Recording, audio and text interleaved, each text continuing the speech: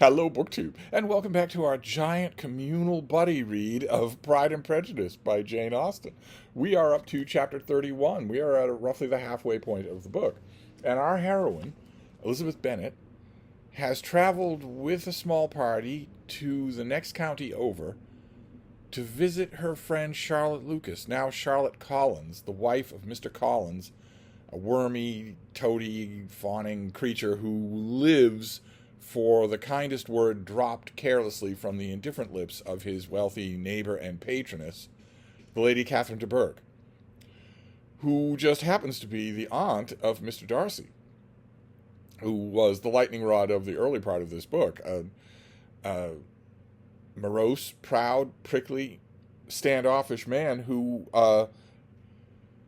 attracted the negative attention of everyone in Meryton and could not help sparring verbally with Elizabeth Bennet, who is not a saint like her older sister Jane. She's not a pompous little twit like her younger sister Mary. She's not a nonentity like her two youngest sisters. She's nothing like anyone that Darcy has ever met. We mentioned this in connection with Darcy's aunt in an earlier chapter where it seems like Elizabeth is nothing at all like anyone that the Lady Catherine de Bourgh has ever met. And Elizabeth is staying for a while. Visits in this time tended to be a long time. So she's staying for a while.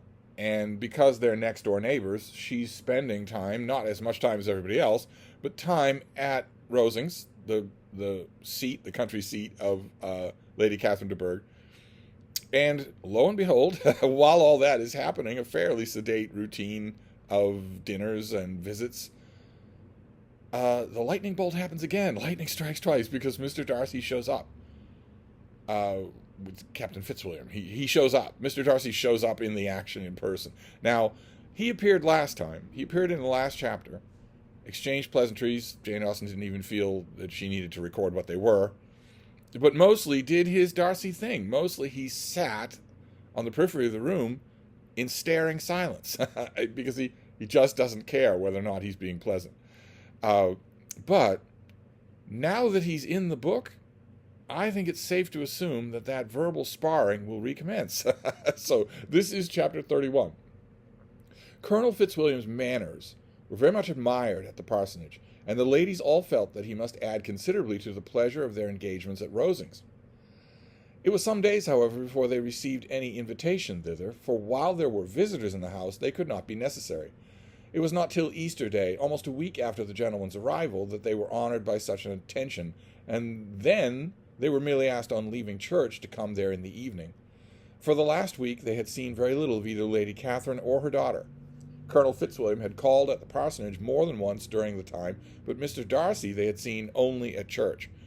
And that mention about them being necessary is that, among many other things, Lady Catherine de Bourgh is not in need of outside entertainment as a relief from what has to be the tedium of all-day, everyday company with her weedy, sickly daughter and the daughter's essentially brainless nanny.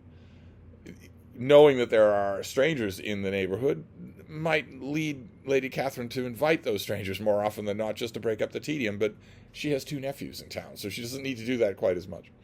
The invitation was accepted, of course, and at a proper hour they joined the party in Lady Catherine's drawing room. Her ladyship received them civilly, but it was plain that their company was by no means so acceptable as when she could get nobody else. And she was, in fact, almost engrossed by her nephews, speaking to them, especially to Darcy, much more than to any other person in the room. Which, maddeningly to Lady Catherine, is just fine with Elizabeth. She's not needing to be the object of Lady Catherine's attention. Colonel Fitzwilliam seemed really glad to see them. Anything was a welcome relief to him at Rosings, and Mrs. Collins' pretty friend had moreover caught his fancy very much. He now seated himself by her. The pretty friend is Elizabeth. We must not lose sight of the fact that she is pretty. She's not as pretty as Jane, but she's very pretty. And talked so agreeably of Kent and Hertfordshire, of travelling and staying at home, of new books and music. Oh, could you name the books? All this talk about books, we never hear what they are. All this talk about reading, and we never know what people are reading. That Elizabeth had never been half so well entertained in that room before, and they conversed with so much spirit and flow as to draw the attention of Lady Catherine herself, as well as that of Mr. Darcy. His eyes had been soon and repeatedly turned towards them with a look of curiosity. Was it curiosity? Colonel Fitzwilliam has taken a fancy to Elizabeth. Is it curiosity that makes Darcy look? And that her ladyship after a while shared the feeling was more openly acknowledged, for she did not scruple to call out. She's across a room, and the rooms here, probably at Rosings, the rooms are pretty big.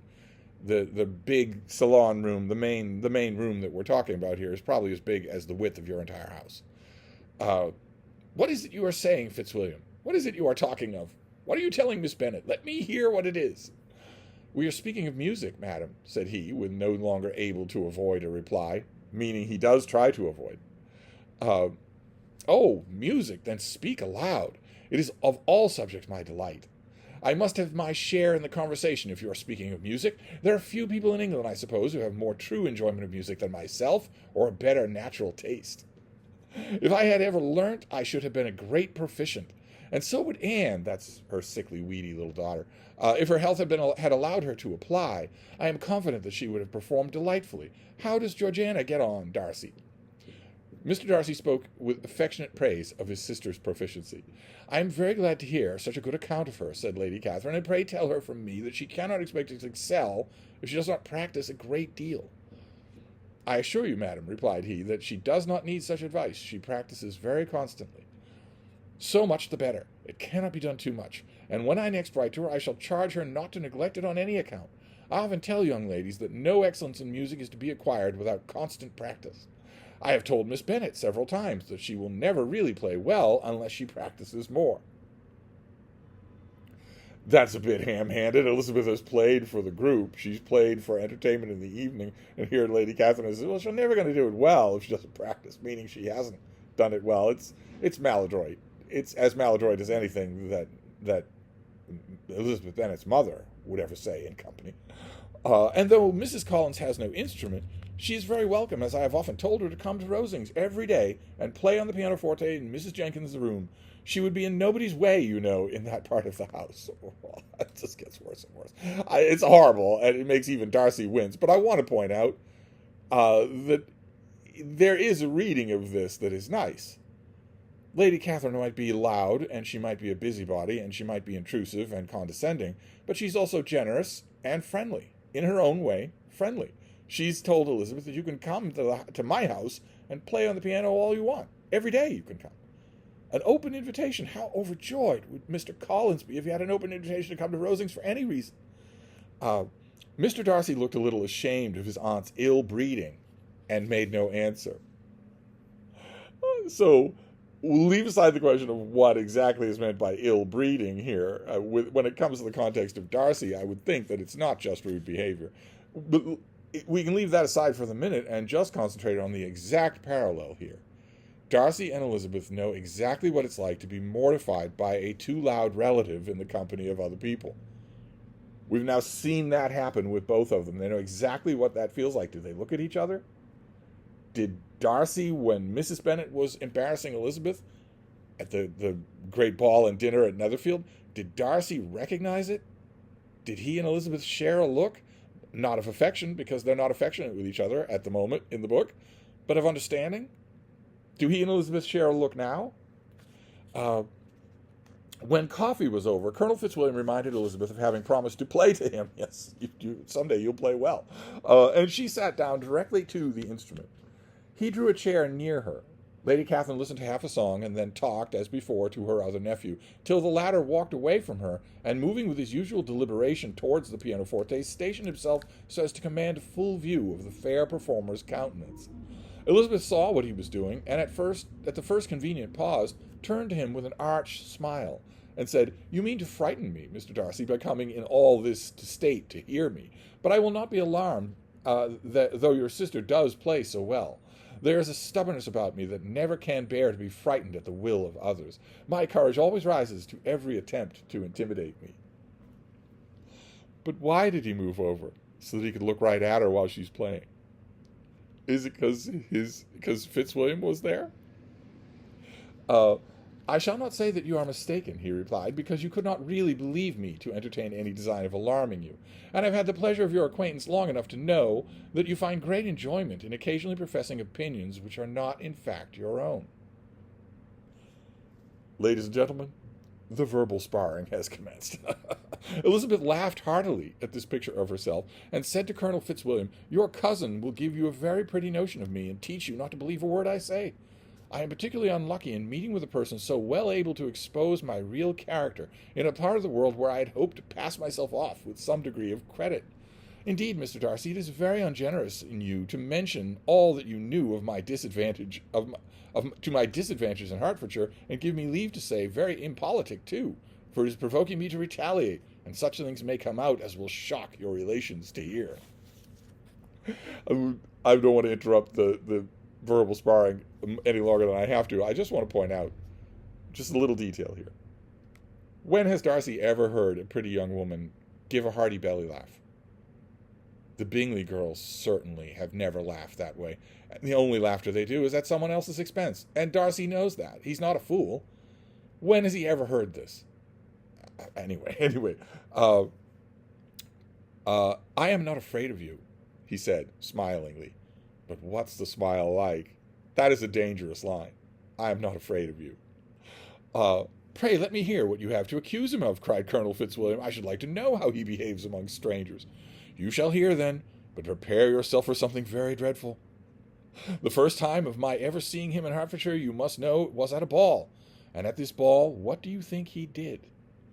He danced only 4 dances. I am sorry to pain you, but so it was. He danced only 4 dances, though gentlemen were scarce, and to my certain knowledge more than one young lady was sitting down from want of a partner. Mr. Darcy, you cannot deny the fact. She's using hyper-melodramatic language for a trivial thing. I had not at that time the honor of knowing any lady in the assembly beyond my own party. True, and nobody can ever be introduced in a ballroom. Well, Colonel Fitzwilliam, what do I play next? My fingers wait your orders. Perhaps, said Darcy, he won't let it go. He probably blushing to his hair roots, but he's not going to let it go. It's not just friendly badinage to him. Perhaps, said Darcy, I should have judged better, and had I sought an introduction, but I am ill qualified to recommend myself to strangers. Shall we ask your cousin the reason for this? Said Elizabeth, still addressing Colonel Fitzwilliam. She knows it's bothering him. She knows it's bothering Darcy that she's not talking directly to him, that she's addressing so many of these comments to his cousin. Shall we ask him why a man of sense and education who has lived in the world is ill qualified to recommend himself to strangers? She doesn't believe him. She doesn't believe it. She thinks he's being snobbish. It's not that he's tongue-tied or shy. I can answer your question, said Fitzwilliam, without applying to him. It is because he will not give himself the trouble. I certainly have not the talent which some people possess, said Darcy, of conversing easily with those I have never seen before. I cannot catch their tone of conversation, or appear interested in their concerns, as I often see done.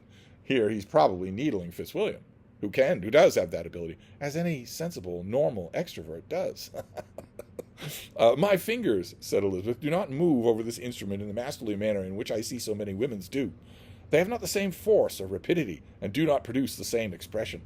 But then I have always supposed it to be my own fault, because I would not take the trouble of practicing. It is not that I do not believe my fingers as capable as any other woman's of superior execution. That's a dig. That's as direct a dig as Darcy has ever heard from anyone. Certainly any woman. Who isn't related to him, who isn't Lady Catherine de Bourgh. Darcy smiled and said, again, I think this is a dangerous smile. Darcy smiled and said, you are perfectly right. You have employed your time much better. No one admitted to the privilege of hearing you can think anything wanting. We neither of us perform to strangers. Here they were interrupted by Lady Catherine, who called out to know what they were talking of. Elizabeth immediately began playing again. Lady Catherine approached, and after listening for a few minutes, said to Darcy, Miss Bennet would not play at all amiss if she practised more, and could have the advantage of a London master. She has a very good notion of fingering, though her taste is not equal to Anne's. Anne would have been a delightful performer had her health allowed her to learn. Elizabeth looked at Darcy to see how cordially he assented to his cousin's praise, but neither at that moment nor at any other could she discern any symptom of love. And from the whole of his behavior to Mr. Berg, she derived this comfort from Miss Bingley, that she might have have been just as likely to marry her had she been his relation. Apparently, she's still thinking that she's still looking for some sort of hint that Darcy is in love with Mr. Berg, that there's some sort of predilection, some sort of preparation for their marriage. Lady Catherine continued her remarks on Elizabeth's performance, mixing with them many instructions on execution and taste. Elizabeth received them all with the forbearance of civility, and at the request of the gentleman remained at the instrument till her ladyship's carriage was ready to take them all home. That's chapter 31, where we get classic Elizabeth and Darcy badinage, classic verbal sparring. Something is brewing. So what is that something? What will it be? We will wrap this up for this time, and we'll find out next time. Thank you, BookTube.